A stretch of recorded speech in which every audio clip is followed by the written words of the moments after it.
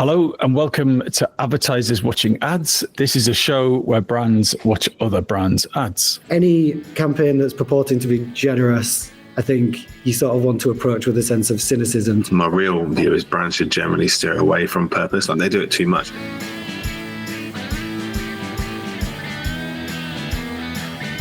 My name is Tom Ollerton. I'm the founder of Automated Creative, the creative effectiveness ad tech platform. And this week, we are going to look at an ad by Heineken, and it's called Starring Bars. It's not really an ad as such, but it's kind of a relatively bold and recent campaign that turns real bars into film sets to support local venues and give them a bit of extra budget. But before we get to that ad, let's meet this week's guest. Joel Midgley, Head of Marketing at The Guardian. David Brewerton, Growth Marketing Director at Monzo. What a panel. Heineken presents another Heineken commercial. Int Heineken bar. Everyone is drinking Heineken. Friends play pool while enjoying their Heineken. Close-up of a Heineken. A waiter carries a tray with Heineken. Cheers. With Heineken.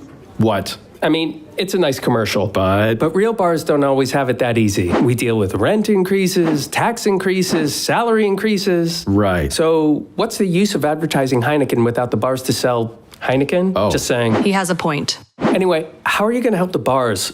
By making more ads? Exactly. That's it. What? Action!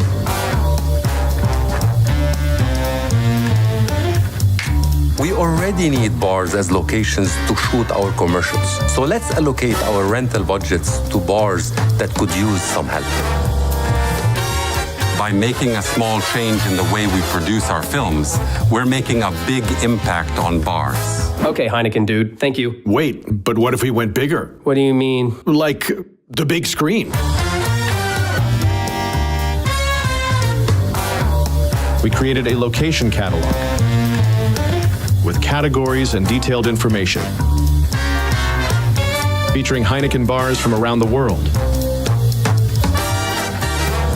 And we pitched it to directors and production companies.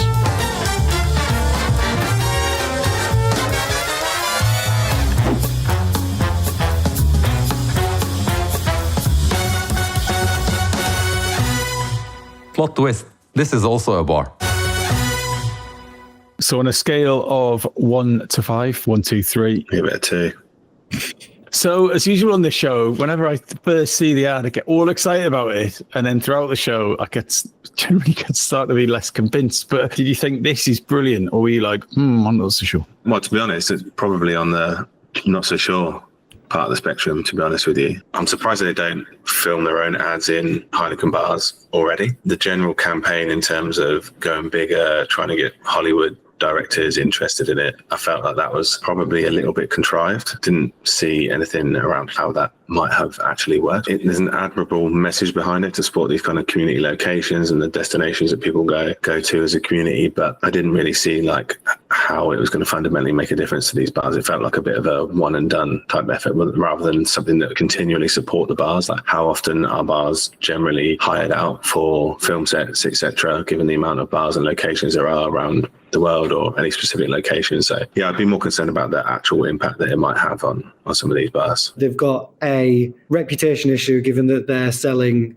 via but their own bars and other bars versus also through retail. That's obviously what's sort of dragging footfall away from bars, is the sort of the price difference primarily. And they've got a PR issue that they need to solve. Any campaign that's purporting to be generous, I think you sort of want to approach with a sense of cynicism to actually find out to what degree is this effort actually self-serving, rather than trying to sort of provide the help that it says up front. And then there's also this sort of thought around Heineken in any industry, but definitely within its own, is perceived as a massive player and a big spender. My cynical mind thought, if I was the owner of a pub or manager of a pub or bar or whatever that was struggling as a result of people flocking to discount in retail, would this actually look like it was kind of a flashy show from Heineken rather than necessarily something that was genuinely helping. I mean, it's their version of purpose, I guess, isn't it? It's like trying to get something that's relevant to them. So I guess that's one tick in the box, because a lot of brands try and do purpose in a way that's completely irrelevant to them as a brand. But I think if your brand isn't built around a purpose, and then you try and find one, even if it's relevant to the category or industry that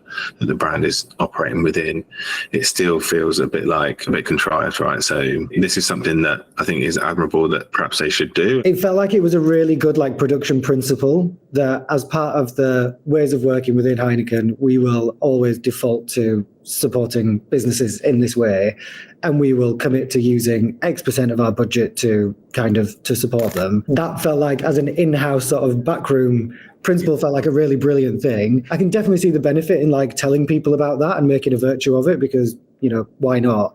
But whether it sort of lives up quite to the standards of how much it's actually helping these businesses on an ongoing basis versus, is it a flash in the pan campaign, or is this an ongoing commitment that would require presumably a significant amount of investment? The thing that really strikes me, and I see a lot of these sizzle videos obviously doing this show, is the quality of this video in particular. It's beautifully done. Why are they spending so much cash on it? You're right, there probably has been a significant amount of money spent on this, but it's great that, making it easier and more accessible for directors and location scouts or whoever to find these type of destinations. But realistically, each individual bar that they've got listed on that website, how many bookings, how much income, how much support are they going to get from an initiative like this versus something that could be maybe smaller in scale, maybe a bit less flashy, but genuinely supports these type of establishments and environments like the heart of a community. They might have spent a fair bit of money doing them up, or some of them up by the looks of it, but on a more ongoing basis, how much income are they really going to get from an initiative like this? I'd be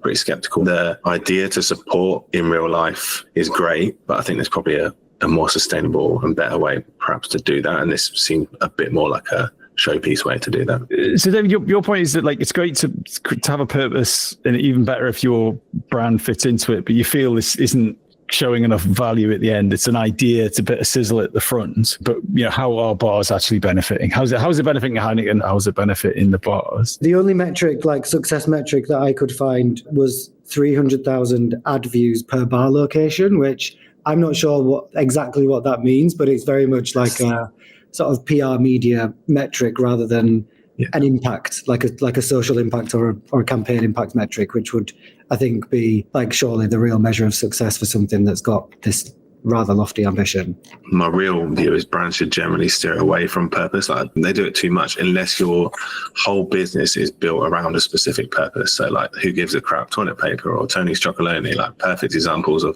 brands with purpose, built with purpose. But you see so many, again, similar chocolate companies that will say, we do X, Y, and Z, and this is our thing. When in reality, that's not how the business operates. They don't live what they actually do. And this feels a little bit like in that area, but they try to make it as relevant as they can about the pubs and bars that need support. But I just question how much real value, how much is really being given back to these locations. It feels like more beneficial to Heineken than an actual purpose on top of what they do as a business. So I wonder, is this really a problem? No. Is this a solution to that pretend problem? Maybe. And who wins? Probably no one. Yeah, location scouts maybe making their job a bit easier.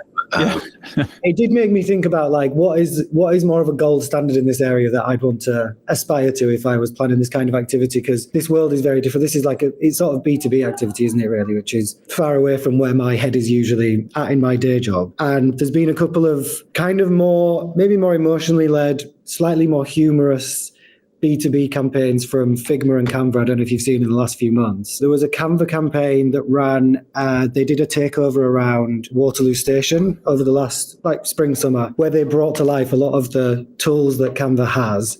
They brought them to life across out-of-home placements in a really creative way. So they essentially sort of completely disrupted each of the placements to demonstrate what goes wrong when you get design wrong, which was brave, interesting. And there was a Figma ad that was a genuinely funny piece of content about the problems of designing and the solutions that Figma can provide. So they felt like, kind of exploring that lighter tone of voice in the B2B space. So would you sign off the whole campaign in its current guise? 1, 2, 3.